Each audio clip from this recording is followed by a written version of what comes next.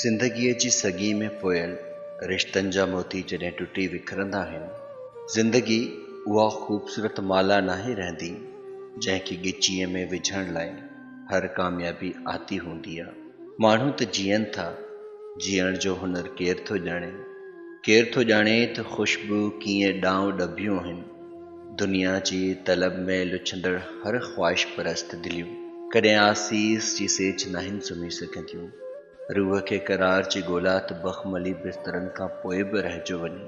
तॾहिं शायदि असांजी जाखोड़ फ़क़ति ॾेखाव जी पूराई जो डिघो सफ़र थी हुजे।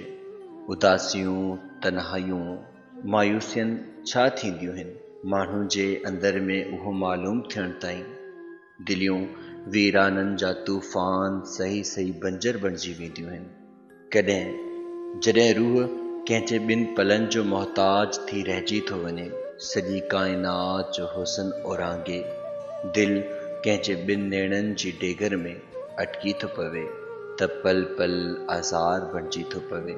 इंतज़ार जी शिद्दत अंदर खे खोखलो करे छॾींदी आहे। केॾा न अज़ियत ॾींदड़ हूंदा आहिनि उहे लम्हा जॾहिं लुछी बि कुछी न सघिजे, जॾहिं अखियूं सावण जे मींहं वांगुरु मुसलसिल वसंदियूं रहिजी वञनि, पर चपनि तां माठ जा ताला लाहिण जी ज़रूरत न थी सघे।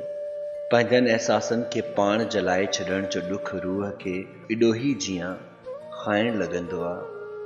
उहे बेज़बान जज़्बा जेके ख़ामोशीअ जी क़बर में पंहिंजे हथनि सां दफ़नाइजनि, जलाए ख़ाक करे छॾींदा आहिनि ऐं पोइ उहा ख़ाक हवाऊं बि खणी वञण जी सघ नाहिनि रखंदियूं।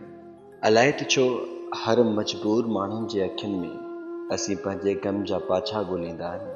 अलाए त छो के तस्वरनि जा पखी उमिरि भर अखियुनि जे आख़िरे मां उॾामी नाहिनि सघंदा, फ़ना करे छॾींदा आहियूं। उमेदनि खे मरोड़े उछलाए छॾींदा आहियूं। लुछंदड़ हसरतनि खे परजज़बनि ऐं अहसासनि जो गलो घोटण खां पोइ बि रूह खे करार नाहे मिली सघंदो।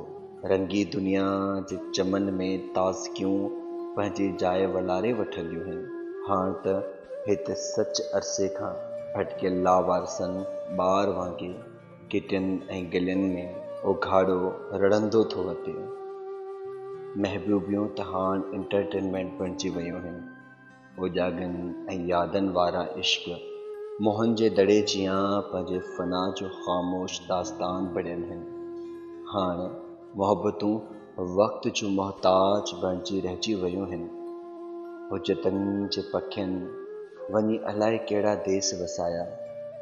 असां सभु समझौतनि जा आदी थी विया हूं, इंतज़ारनि जा आदी थी विया हूं। सुकून जी ॻोल्हा में असां पखियुनि जे लोलियुनि ते पाबंदियूं मढ़ी छॾियूं आहिनि।